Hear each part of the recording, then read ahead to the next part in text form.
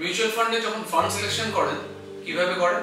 Google search করেন বা যেই প্ল্যাটফর্মে রয়েছেন সেই প্ল্যাটফর্মে ঢুকে সার্চ করে নেন। এটা একটি ভুল পদ্ধতি। ধরুন আপনি অসুস্থ হলেন, আপনি কি ডক্টরের সঙ্গে না পরামর্শ করে কি আপনি ওষুধ খেয়ে নেবেন? তা তো করবেন না। তাই জন্য অনেক সময়তে গুগলের যে সিলেকশনগুলো দেয় সেই সিলেকশনগুলো একটা র্যান্ডামলি দেওয়া হয়। অর্থাৎ আপনার রিকোয়ারমেন্টের সঙ্গে সেই ফান্ডটা আদৌ যাচ্ছে কিনা সেইটা আপনাকে আগে বুঝতে হবে। কারণ একটা ফান্ডের পারফরমেন্সের সঙ্গে অনেকগুলো জিনিস জড়িয়ে রয়েছে।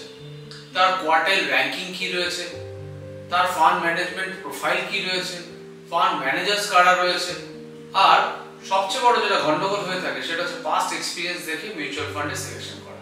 কারণ XIRR ক্যালকুলেশন না করে কখনোই একটা ফান্ডকে সিলেক্ট করা যায় না যে ফান্ডটা আগামী দিনে পারফর্ম করবে। এরকম বহু সময় হয়েছে যে মার্কেট পারফর্ম করছে 15-20%, কিন্তু আপনার পোর্টফোলিওর কিছু ফান্ড হয়তো পারফর্ম করছে লেস দ্যান 15-20%। তার মানে ওই ফান্ডটি কোনো এক সময় পারফর্ম করছিল, আপনি সেই দেখে কিনে ফেলেছিলেন, এই মুহূর্তে সেটা পারফর্ম করছে না। আপনি কি করছেন? আপনি আপনার অ্যাপটি ওপেন করার পরে আপনি যখন আপনার পোর্টফোলিও চেক করছেন তখন গিয়ে মনে হচ্ছে ঠিকই তো পারফর্ম করছে, কিন্তু ইনসাইডটা আপনি ক্যালকুলেট করছেন না যে তার মধ্যেও কিছু ফান্ড আপনাকে হয়তো পারফরমেন্স দেখাতে পারছে না।